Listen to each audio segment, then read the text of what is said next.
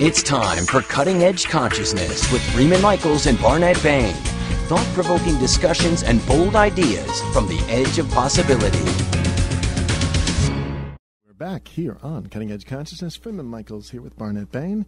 We were just speaking with Betty Spruill. Amazing conversation. Fantastic stuff about authoring your own life. Really becoming the author of your own life. I just want to say that Betty is one of the more treasured friends in my life, and her to experience her guiding this Living in Mastery curriculum that she presents is nothing short of stunning, because it comes from such a open heart and such an open mind and such a gracious and giving place. Yeah. And there is so much poetry in this woman that we really need to have her back in studio. I urge people, if they have an opportunity, to follow up. Yeah, so much time. I mean, time flies when we have great guests on.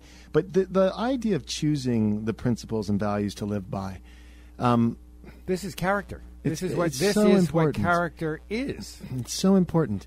And choosing them when they don't align with our conditioning. In other words, choosing for ourselves. This point of maturity where we come to say... Say more about that. Well, my orientation for most of my life, even if I thought I was doing something, sort of that I was doing my own individual thing, it was very much in the context of what sort of a hand-me-down. It was what I was confined to the boundaries of good and bad, right and wrong that I learned growing up, which is fine. It's not a problem with that. That's all appropriate developmentally.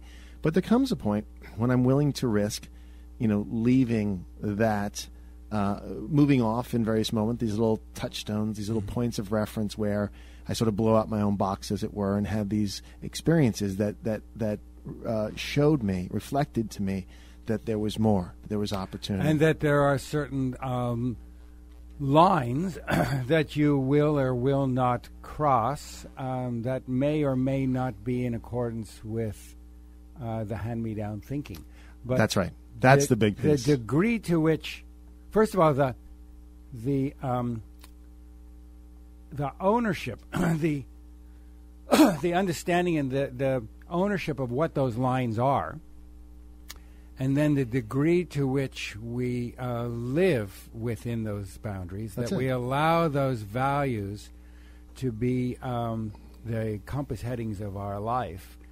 That is the degree to which we have character. So we can't have character. Why are you kicking me around there? I do that. We don't have character until we have values to live by, and then the degree to which we live by our values illustrates the depth of our character. And so she is masterful at guiding us to the discovery of what those values are currently and what they can be. And there's a piece of that as well. When we come to understand that there's something that I hold as important, it's almost what we started the show with. Like, there's a criteria that we know, you and I both know, tends to generate an element of flow. And it's a generosity of spirit. It's the response to one question. Yeah. I'll ask it of you. Go ahead. What were you born to do? That's it. That's it. And that is not a question that people can simply reach out and pluck the answer off a shelf. I have an answer. There is an answer, but it is generally buried in the hand-me-down thinking. No, that's right. That obscures that. Yeah. So what was I born to do is very different from what have I been conditioned to believe my options are. That's absolutely right. And until we can break out of that conditioning, or at least get close up and real with it and understand that we're operating out of it, we don't really have access to that question. And so there is such a crisis of being lost, and such a crisis of personal dignity, and then of course it expands out to community dignity and national dignity, and it's a big opportunity to reframe where we're looking, from looking out to an introspection and then back out again. So as we look inward and we say, what's really important to me, what really is fulfilling, what are the expressions that I've experienced in my life, what are the qualities in various expressions that I found fulfilling in my life that I want to generate more of? That again is the function versus the form. In other words, for me, connection is really important, so that I have a sense of connection, that there's an element of creativity is really important. Fun, we mentioned, that's really important. So I start to orient my life so that I find more conscious expressions of these qualities, and I get very intentional about it. Well, here's another question, Go ahead. I'll ask that of you. Mm-hmm. That helps us drill down below what you're speaking to. Yeah. And it's a question that has a lot of juice, particularly in our culture. What is money the best substitute for? Yeah, that's a really good question. What is money the best substitute for? Well, in our culture, we've substituted money for a lot of things, in my experience of what I call the culture. Money has replaced God in some ways. I mean, it's this thing that we orient our happiness around, whether I have it or don't have it, which is a distortion.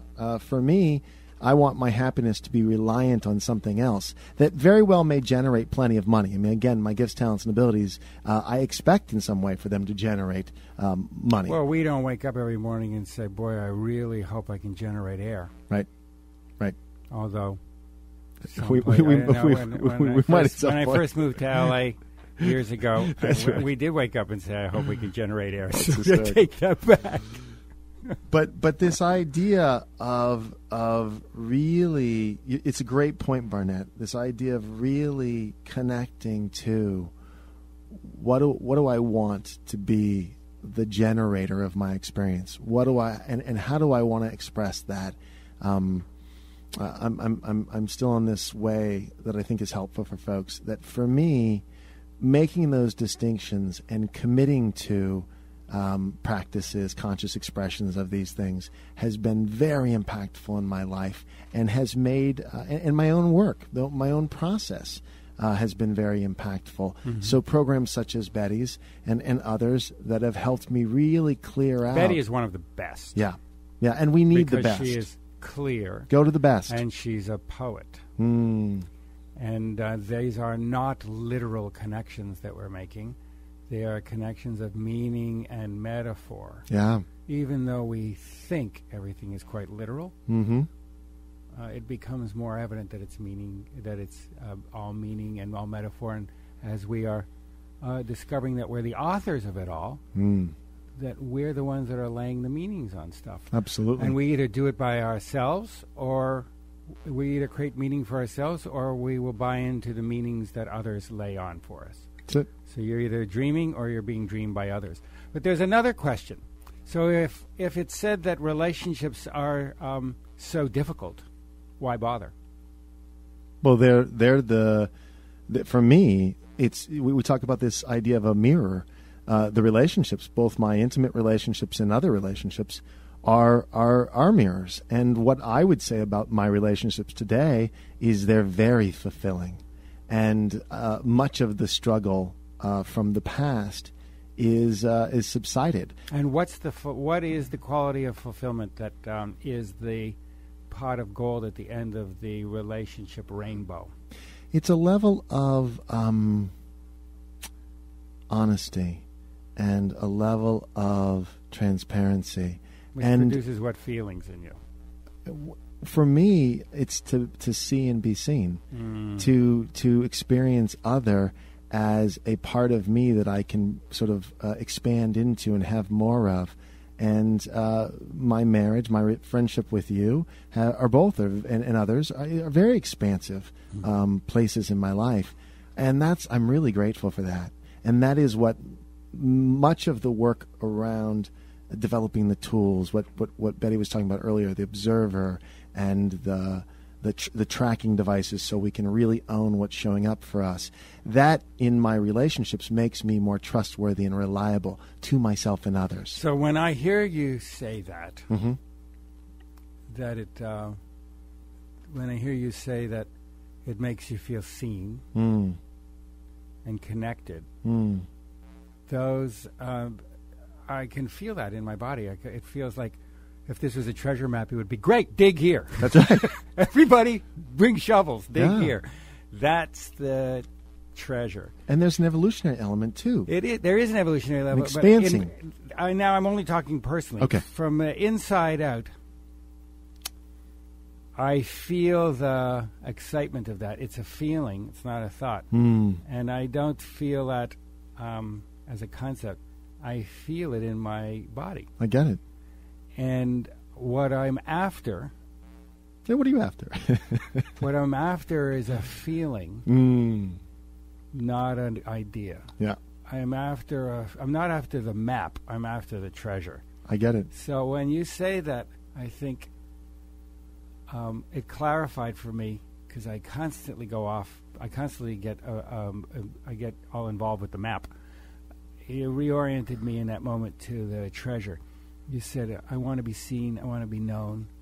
And in that moment, I can feel in my body where attention is. I can feel it being more expansive. I can feel a sense of ease. There is a felt sense, a felt experience that is like a Geiger counter. It's not radioactive. It's like the love counter.